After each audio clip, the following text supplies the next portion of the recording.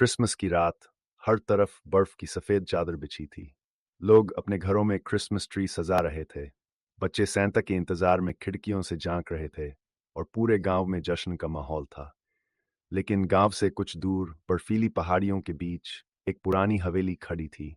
इस हवेली के बारे में कहा जाता था कि ये श्रापित है। क्रिसमस की रात वहां अजीबोगरीब आवाजें आती थीं और जो भी अंदर गया वह फिर कभी लौट कर नहीं आया। गांव के लोग उस हवेली का नाम लेने से भी डरते थे।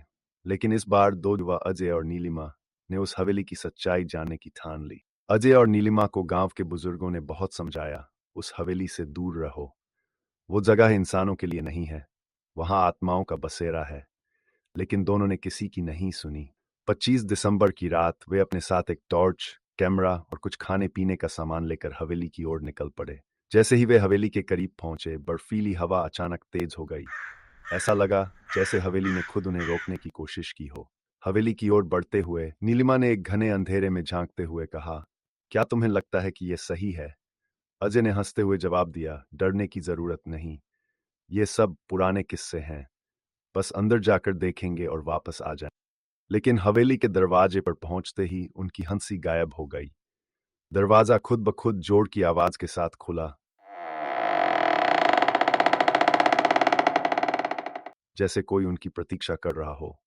हवेली के अंदर कदम रखते ही एक अजीब सर्दी ने उन्हें घेर लिया। वहां की दीवारें टूटी फूटी थीं, लेकिन ऐसा लगा कि उन पर लगी तस्वीरें उन्हें घूर रही थीं। छत से लटकते झाड़ फानूस से पानी की बूंदें टपक रही थीं। नीलिमा ने धीमे स्वर में कहा, यह जगह कुछ ज्यादा ही डरावनी है।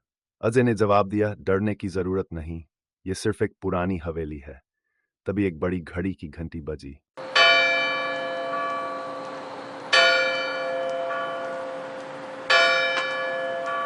हर घंटे के साथ घंटी की आवाज बढ़ती गई और उसके साथ ही एक धीमी फुसफुसाहट हवा में गूंजने लगी।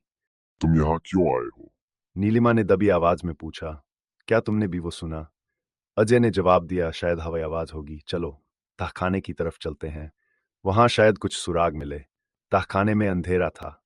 जैसे ही वे सीढ़ियां उतरने लगे, उन्हें लगा कि कोई उनके पीछे पीछे चल रहा है। लेकिन जब वे मुड़े, वहां कोई नहीं था। नीचे पहुंचने पर उन्होंने देखा कि वहां एक पुराना क्रिसमस ट्री खड़ा था। यह कोई साधारण ट्री नहीं था। उसकी सजावट इंसानी हड्डियों और टूटे हुए शीशों से की गई थी। पेड़ के ऊपर एक ताज था जो किसी बच्चे की खोपड़ी से बना हुआ था। नीलिमा ने कांपते हुए पूछा, यह क्या है? तभी पेड़ के पास एक साया प्रकट हुआ। वह एक बूढ़ी औरत का भूत था। उसकी आंखें आग जैसी लाल थीं, उसके लंबे बाल हवा में तैर रहे थे और उसके होंठों पर एक भयानक मुस्कान थी। उसने गूंजती हुई आवाज में पूछा, तुमने मेरी शांति क्यों भंग की? अजय ने डरते हुए कहा, हम बस देखने आए थे।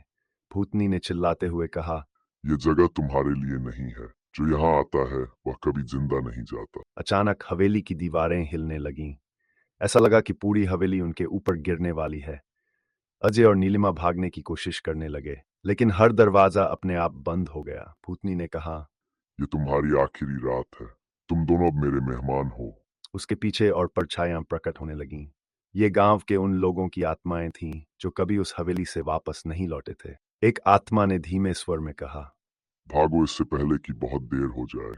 अजय ने हिम्मत जुटाई और एक टूटी खिड़की की ओर इशारा किया, वहीं से कूदना होगा। नीलिमा ने डरते हुए कहा, अगर हम मर गए तो? अजय ने कहा, अगर नहीं कूदे तो पक्का मर जाएंगे। जैसे ही उन्होंने खिड़की से छलांग लगाई, हवेली के पीछे से एक चीख सुनाई दी, तुम मुझसे बच नहीं सकते। अगली क्रिसमस को तुम वापस आओगे। अजय और नीलिमा ने बर्फ में लुढ़कते हुए खुद को सुरक्षित पाया। लेकिन जब वे पीछे मुड़े तो हवेली गायब हो चुकी थी।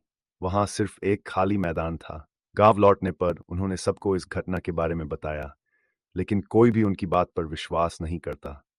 कुछ दिन बाद अजय ने महसूस किया कि उसके शरीर पर अजीब निशान उभरने लगे हैं, जैसे किसी ने उसे जलाने की कोशिश की हो, और हर रात उसे वही भूतनी अपने सपनों में दिखाई देती। हवेली अब भी वहाँ है और वह क्रिसमस की हर रात अपने अगले शिकार का इंतजार करती है। आपको ये स्टोरी अच्छी लगी हो तो प्लीज़ हमारे चैनल को लाइक एंड सब्सक्राइब कीजिएगा ताकि नई आने वाली स्टोरी को आप नोटिफिकेशन पा सकें। Thank you for watching.